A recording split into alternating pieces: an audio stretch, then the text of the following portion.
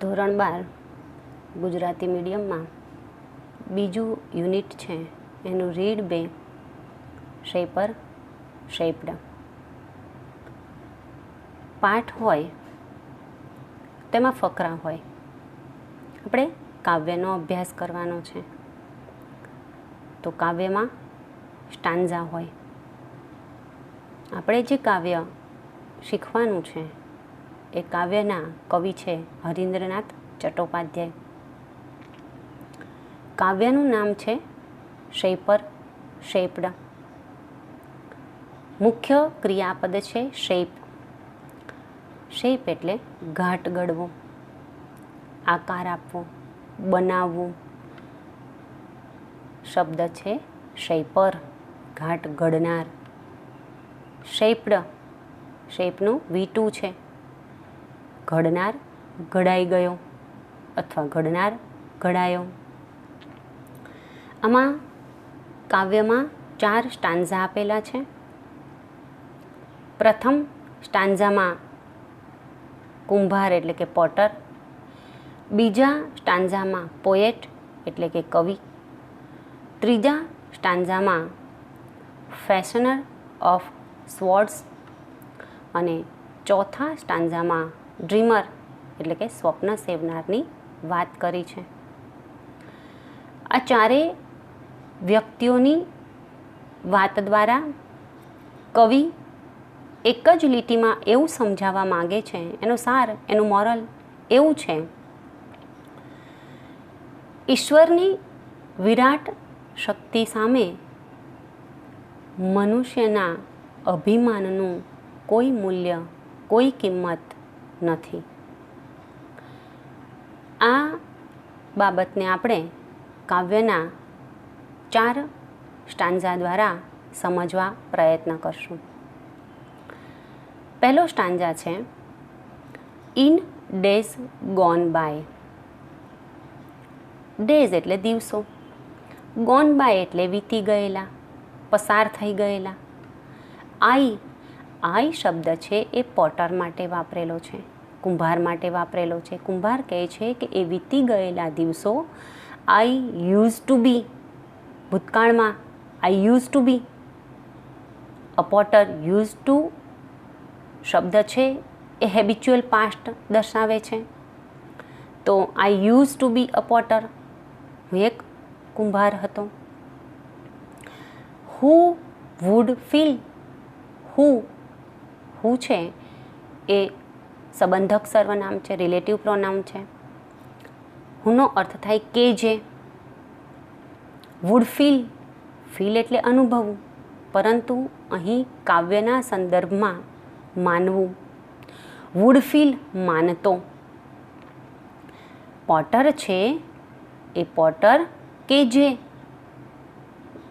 Potter કે જે wood feel એવું માનતો. હિઝ ફિંગર્સ એટલે આંગળીઓ. પોટર એવું માનતો હતો કે હિઝ ફિંગર્સ એની આંગળીઓ મોલ્ડ વાળે છે. ધ યીલ્ડિંગ ક્લે, યીલ્ડિંગ એટલે લચીલી. માટી છે, માટીના વાસણ બનાવવા હોય તો પહેલાં માટીને ગૂંદવી પડે, લચીલી બનાવવી પડે. તો યીલ્ડિંગ ક્લે એટલે ગૂંદેલી લચીલી માટી. તો પોટર એવું માનતો હતો કે એની આંગળીઓ વડે યીલ્ડિંગ ક્લે, લચીલી માટીથી વળાંક આપવામાં આવે છે. કોને વળાંક આપે છે? ટુ પેટર્ન્સ, ડિઝાઇનો બનાવવા માટે. ઓન હિઝ વ્હીલ્સ, વ્હીલ એટલે હવે ઓન હિઝ વ્હીલ, એના વ્હીલ પર. હવે કુંભારનું વ્હીલ એટલે ચાકડો, તો અહીંયા વ્હીલનો અર્થ થાય ચાકડો. તો કુંભાર એવું માનતો હતો કે એની આંગળીઓ વડે લચીલી માટીથી જુદી જુદી ડિઝાઇનો એના ચાકડા પર બનાવવામાં આવતી. એટલે કે વાસણ, ગોળા, આવું બધું બનાવવામાં આવતું. બટ અહીં શબ્દ વાપરેલો છે બટ. બટ છે દરેક વિદ્યાર્થીઓને ખબર છે, કોન્ટ્રાસ્ટ દર્શાવવા માટે વપરાય છે. એનો અર્થ એવો થાય કે કવિ ઉપરના 4 વાક્યમાં અને નીચેના 4 વાક્ય આ બંનેની વચ્ચે વિરોધાભાસ બતાવે છે. બટ નાઉ થ્રુ વિઝડમ, પરંતુ હવે થ્રુ એટલે દ્વારા, વડે, વિઝડમ એટલે જ્ઞાન, બુદ્ધિ, લેટલી એટલે મોડેથી, વિન છે એનું V2 છે વોન, વિન એટલે જીતવું, અહીંયા છે વોન, તો અહીંયા જીતવું નહીં પણ જ્ઞાન છે, બુદ્ધિ છે, વિઝડમ એટલે બુદ્ધિ, શાણપણ, જ્ઞાન, વોન એને લાદ્યું છે. તો જે મોડેથી એને જે જ્ઞાન મળ્યું, બુદ્ધિ મળી, શાણપણ મળ્યું છે, લાદ્યું છે, ધેટ કે જે ક્યારે લાદ્યું, તો કે જે પ્રાઇડ હેઝ ડાઈડ અવે. પ્રાઇડનો અર્થ થાય અહંકાર, અભિમાન, ગર્વ. હેઝ ડાઈડ અવે નાશ પામ્યો. જ્યારે અહંકારનો નાશ પામ્યો ત્યારે વિઝડમ પ્રાપ્ત થયું છે, વિઝડમ લાદ્યું છે, જ્ઞાન લાદ્યું છે. ત્યારે પોટર કહે છે I have ceased to be the potter. Ceased એટલે બંધ થઈ જવું, અટકી જવું. ત્યારે પોટર કહે છે કે મેં પોટર બનવાનું બંધ કર્યું. And I have learn to be the clay. Learnt to be the clay. અને પોટર બનવાનું બંધ કરી અને હું માટી બનવાનું શીખ્યો. અહીંયા કવિ છે એ પહેલા સ્ટાન્ઝામાં એ એવું કહેવા માગે છે કે એક પોટર, એનામાં અહંકાર હતો, અભિમાન હતું. શેનું અભિમાન હતું? કે પોતાના જેવા શેપ કોઈ આપી ન શકે, એવું કોઈ બનાવી ન શકે, એવો અહંકાર હતો. અને એ અહંકાર જ્યારે જતો રહ્યો ત્યારે એને શાણપણ, બુદ્ધિ મળી. અને બુદ્ધિ મળી ત્યારે એણે પોટર બનવાનું બંધ કર્યું અને માટી બનતા શીખી લીધું. હવે આપણે બીજો સ્ટાન્ઝા જોઈએ. તો બીજા સ્ટાન્ઝાની અંદર કવિ કહે છે ઇન અધર ડેઝ, એ દિવસો. આ યુઝ ટુ બી એટલે હેબિચ્યુઅલ પાસ્ટ. કવિ કહે છે કે હું કવિ હતો. થ્રુ હુઝ પેન, થ્રુ એટલે દ્વારા, હુઝ છે એ પણ સંબંધક સર્વનામ છે. હુઝનો અર્થ થાય કે જેનું, કે જેની, કે જેનો. પરંતુ અહીં આપણે હુઝ પછી પેનની વાત કરી છે એટલે હુઝનું આપણે કે જેની ગુજરાતી કરશું. તો અ પોએટ થ્રુ હુઝ પેન, એક કવિ કે જેની પેન વડે ઇનન્યુમરેબલ એનું સમાનાર્થી થાય અનકાઉન્ટેબલ, અસંખ્ય, ગણી ન શકાય તેવા. સોંગ્સ ગીતો, વુડ કમ આવ્યા મીન્સ લખાયા. પેન વડે કવિએ ઘણા બધા ગીતો લખ્યા. To win the hearts of men, ગીતો લખ્યા. રિઝલ્ટ ટુ વિન, પરિણામ શું આવ્યું? ટુ વિન એટલે જીતવું. ધ હાર્ટ્સ ઓફ મેન, એ ગીતોએ માણસોના હૃદયને જીતી લીધા. ઇનન્યુમરેબલ સોંગ્સ વુડ કમ, કવિએ પોતાની પેન વડે અસંખ્ય ગીતો લખ્યા અને માણસોના હૃદયને જીતી લીધા. બટ હવે અહીંયા પણ વિરોધાભાસી વાત કરી છે કારણ કે બટ સંયોજક છે. પરંતુ નાવ થ્રુ, પરંતુ હવે ન્યૂ ગોટ નોલેજ, નવું જ્ઞાન મળ્યું. નોલેજ એટલે જ્ઞાન. નવું જ્ઞાન મળ્યું. વિચ એટલે કે જે, પરંતુ વિચ છે એ નિર્જીવ માટે વપરાય છે. અહીંયા નોલેજની વાત કરી છે. નોલેજ એ નિર્જીવ છે એટલે કે જે. તો but now through new got knowledge, પરંતુ નવું જ્ઞાન કે જે આઈ હેડ નોટ, મારી પાસે નહોતું. કવિ કહે છે આઈ હેડ નોટ, મારી પાસે નહોતું. હેડ સો લોંગ, લોંગ એટલે આટલા લાંબા સમયથી મારી પાસે જ્ઞાન નહોતું. I have ceased to be the poet, એ જ્ઞાન મળ્યું પછી કવિ કહે છે I have ceased to be the poet. Ceased એટલે બંધ થઈ જવું, અટકી જવું, થોભી જવું. કવિ કહે છે કે મેં કવિ બનવાનું બંધ કર્યું, stop. And I have learnt to be the song. અને એ કહે છે કે મેં સોંગ એટલે ગીત, I have learn to be the song, હું સોંગ ગીત બનતા શીખી ગયો, મેં કવિ બનવાનું બંધ કરી દીધું અને હવે સોંગ બની ગયો છું. ત્રીજો સ્ટાન્ઝા છે. ત્રીજા સ્ટાન્ઝાની અંદર fashioner of swords. Fashioner of swords, અહીંયા ત્રીજા સ્ટાન્ઝામાં આઈ એ ફેશનર, જે તલવારોનો બનાવનાર છે એના માટે વાપરેલો છે.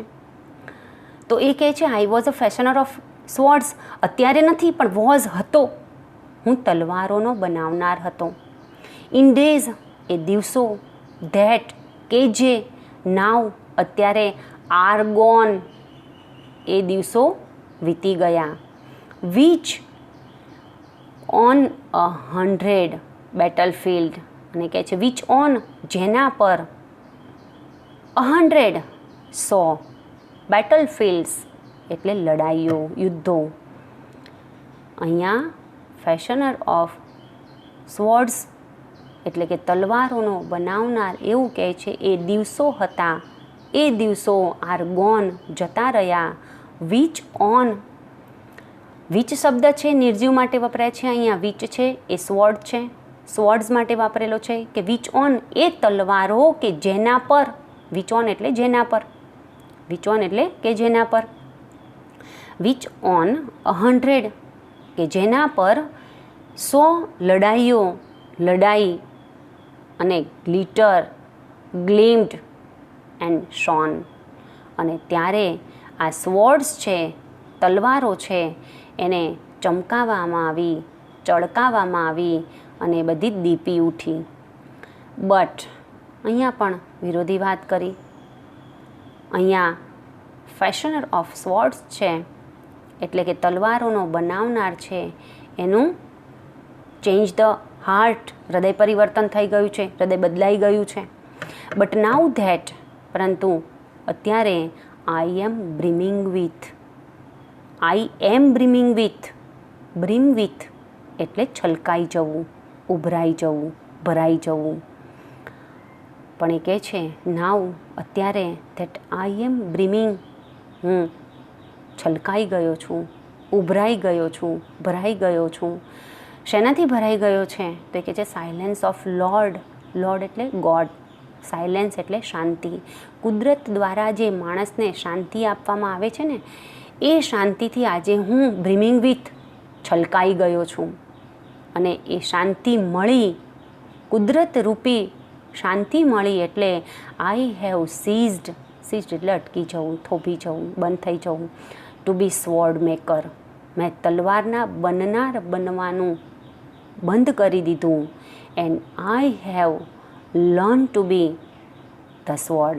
અને કહે છે કે આઈ હેવ લર્ન એટલે શીખી લીધું, મેં સ્વોર્ડ એટલે તલવાર બનવાનું શીખી લીધું. છેલ્લો સ્ટાન્ઝા છે.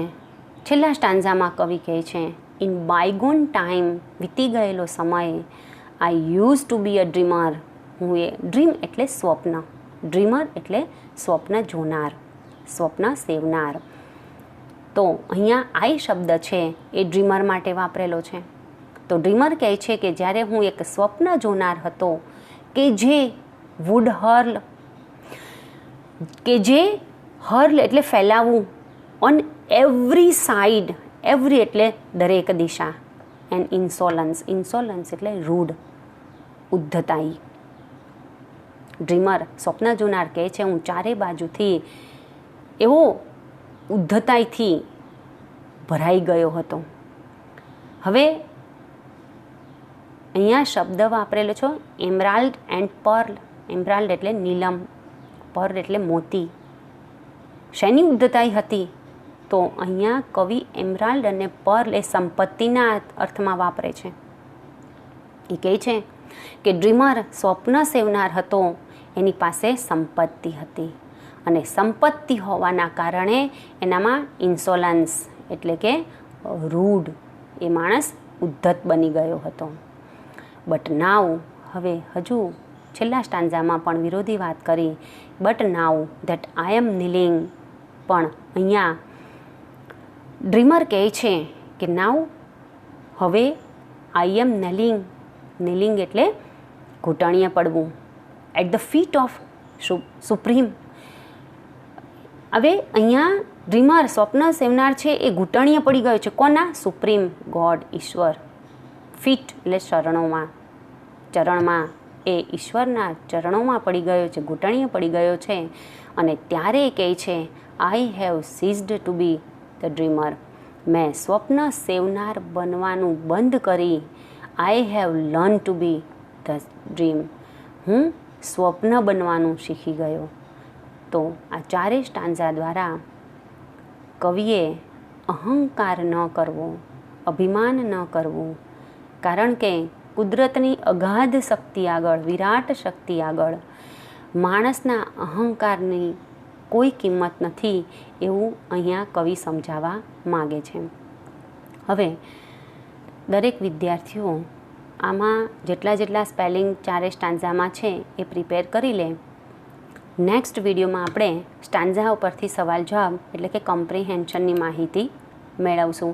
કે કમ્પ્રિહેન્શન કવિતાના હોય તો થોડીક વિદ્યાર્થીઓને તકલીફ પડતી હોય છે, તો આપણે બને એટલા ઇઝી વેથી લખવા પ્રયત્ન કરશું.